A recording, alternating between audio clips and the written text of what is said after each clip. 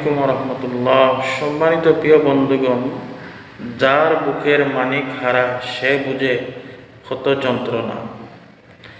দেখেন, এরকম কত বাচ্চা জীবন নষ্ট করে দেওয়া হচ্ছে এবং কোনো কোনো বাচ্চাদেরকে হত্যা করা হচ্ছে, আবার কোনো কোনো বাচ্চাদেরকে ধর্ষণ খুন খারাপি করা হচ্ছে।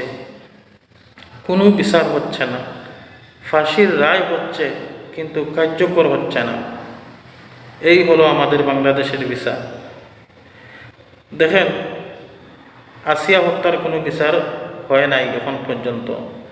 রামিসা হত্যার ফাঁসির রায় হয়েছে কিন্তু কার্যকর হয় নাই। আমি একটা কথা বলি, দেখেন, আপনার আমার সাধারণ মানুষের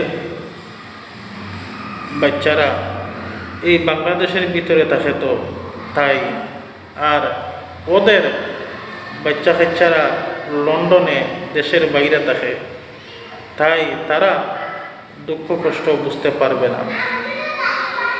যাই হোক, অতি তাড়াতাড়ি যারা খুন খারাপির দর্শন করতেছে তাদেরকে যেন আইনের আওতায় আনা হয় এবং শাস্তি কার্যকর করা হয়, আমি বিএনপি সরকারকে দাবি করব। আসসালামু আলাইকুম।